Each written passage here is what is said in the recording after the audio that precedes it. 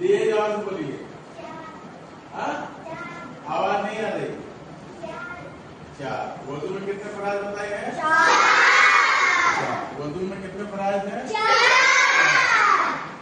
गुस्ल में कितने फराइज हैं? 3। गुस्ल में कितने फराइज हैं? 3। अगर लोग किसी मारेंगे तैयार हो जाएगा। मुंह रह देंगे। चलो, वजू में कितने फराइज हैं? 4। कौन बता पाएगा? आप बताओ। देखिए, वजू में 4 फराइज है। कितने फराइज है? 4 फराइज। सबसे पहले क्या है? पेशानी के बालों से, पेशानी के बालों से ठुड्डी के नीचे तक। कहाँ तक? पेशानी के बालों से ठुड्डी के नीचे तक।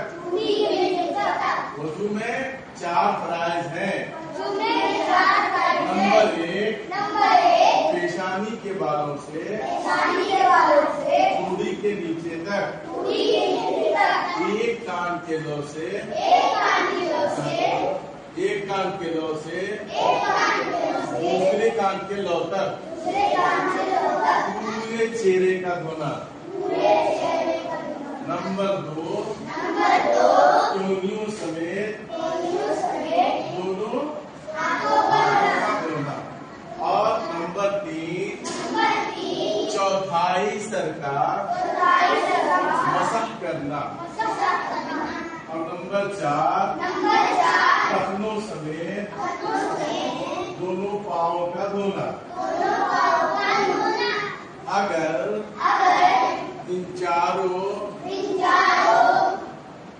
अश्व में से कोई भी एक बार के बराबर सूखा रह जाए, वजू नहीं होगा।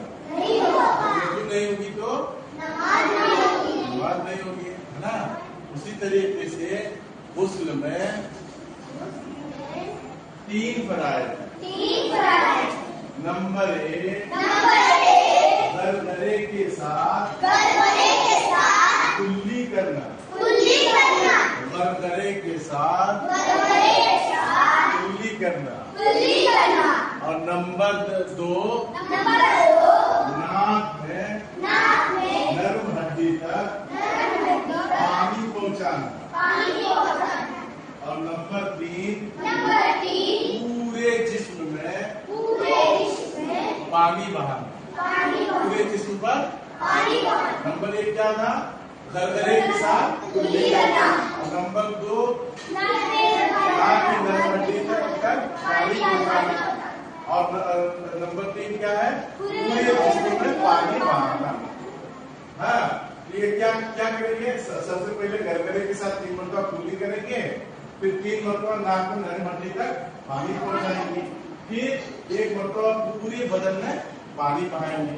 अब अगर पूरे बदन में पानी बहाने में आप गुस्ल किए हैं, अब कोई आपका जो है पार्ट्स ऑफ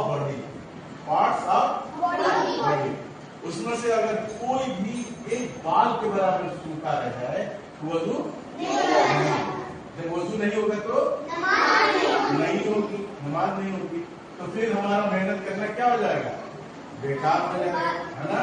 तो हमको वजू के फराइज भी मालूम होना चाहिए, वजू के सुन्नत भी मालूम होना चाहिए, और गुस्ल के फराइज भी मालूम होना चाहिए, गुस्ल के भी सुन्नत मालूम होना चाहिए। ठीक है, तब हम नमाज सीख पाएंगे। अब जब हम वजू का तरीका सीखेंगे, गुस्ल का तरीका सीखेंगे, फिर नमाज का तरीका सीखेंगे, तब तो नमाज पढ़ेंगे सही ढंग से।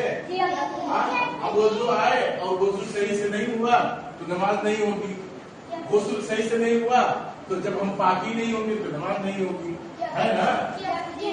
तो इसी तरीके से हम उसके बाद तो नमाज में एक फिर बताया क्या शरायत नमाज। शरायत नमाज कितने थे? 7। उसी में क्या था, गुस्ल और वजू भी था। लेकिन एक चीज और था, क्या? एक तो वजू करने से जिस्म पाक होता है, दूसरा गुस्ल करने से, और तीसरा क्या होता है? उसको क्या बोलते हैं? तयम्मुम करना। तयम्मुम को जिसमें करते हैं, कीचड़ में जाकर गोता लगाते हैं।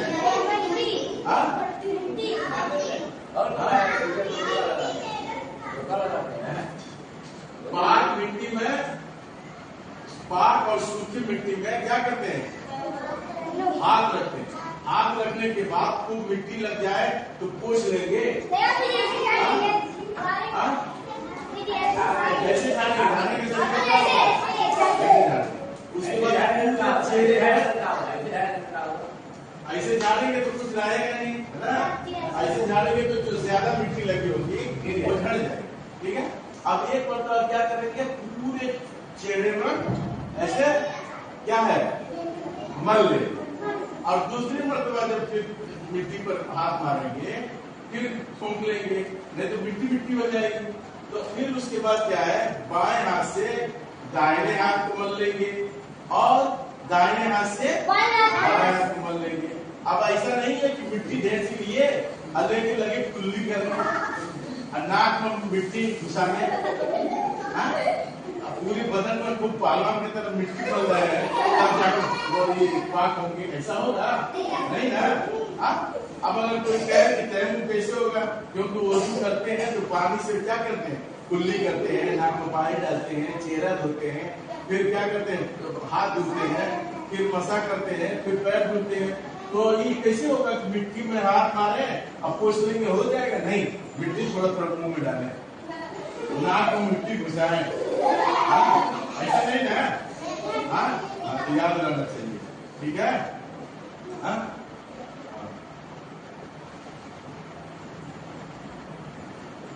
ठीक है,